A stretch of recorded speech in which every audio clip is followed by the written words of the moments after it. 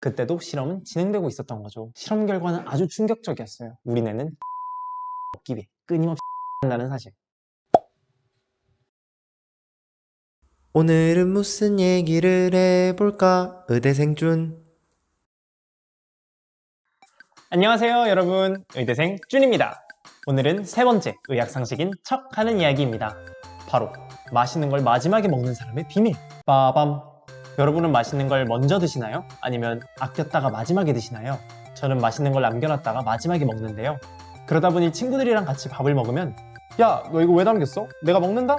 하면서 제일 좋아하는 음식을 뺏길 뻔한 적이 여러 번 있어요. 걔는 진짜 혼나야 돼. 제일 맛있는 걸 말이야. 안 그래요? 그쵸? 맛있는 걸 먼저 먹냐, 마지막에 먹냐, 이것 또한 우리 뇌에서 결정해주는 의사결정 과정인데요.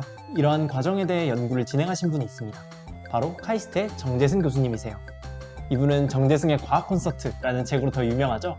교수님께서 쓰신 이 책은 이과 학생이라면 아마 생기부에 적어보려고 다들 열심히 읽거나 읽은 척은 해봤을 거예요. 아직도 안 읽어왔다고요? 지금 빨리 읽으러 가세요. 진짜 책 좋아요. 아무튼 오늘 내용은 정재승 교수님께서 실험을 하셨던 내용입니다. 맛있는 걸 먼저 먹을까 나중에 먹을까에 대한 실험. 그렇다면 어떻게 그 실험을 구성했을까요? 궁금하시다면 끝까지 시청해주세요.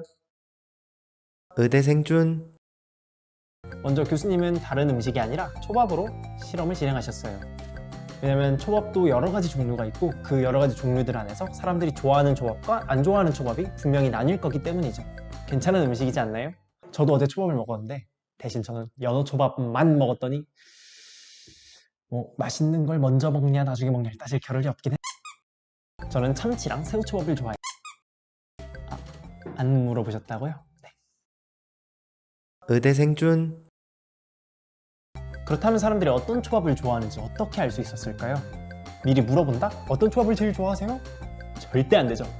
내가 물어보는 순간 이 피실험자분들은 내가 좋아하는 초밥에 대한 실험인가 보다 하고 신경을 쓸 수 있으니까요. 그렇다면 어떤 초밥을 좋아하는지 어떻게 알 수 있었을까요? 교수님께서는 세상에서 가장 공정하고 또 전 국민이 알만한 그런 방법으로 이 문제를 해결하셨어요. 무슨 방법인지 눈치채셨나요? 그 방법은 바로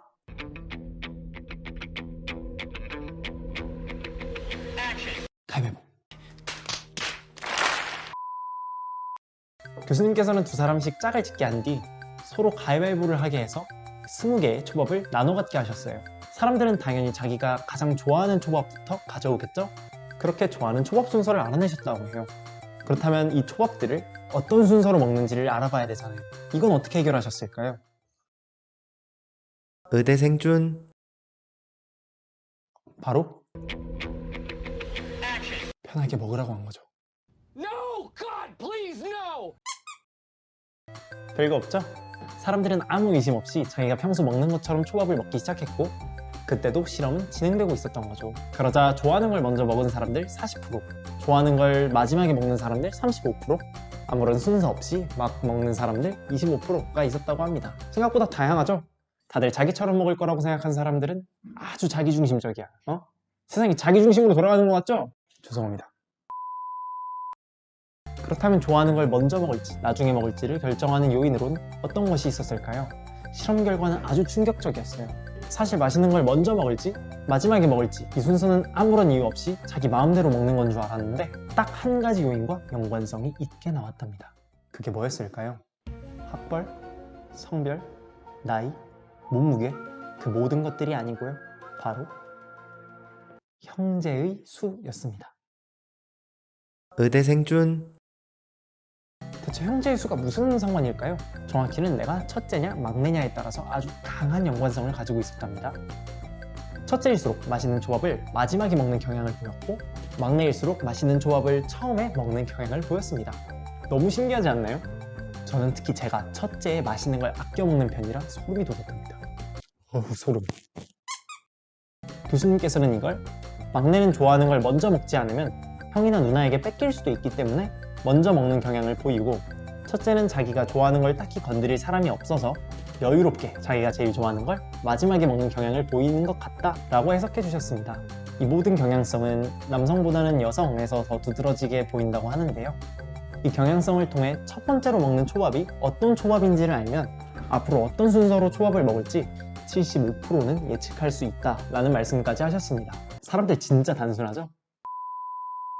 이 모든 내용은 정재승 교수님의 강연을 중심으로 재구성되었으며 교수님께서 쓰신 책인 1.4kg의 우주 뇌에서도 살펴볼 수 있다고 합니다.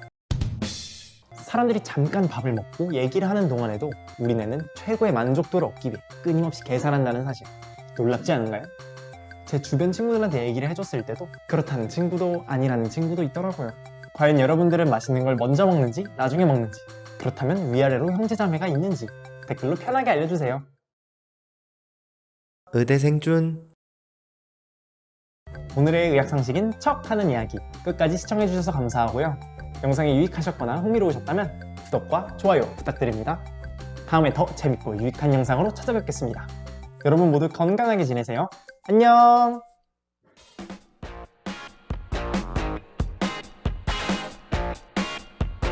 교수님께서는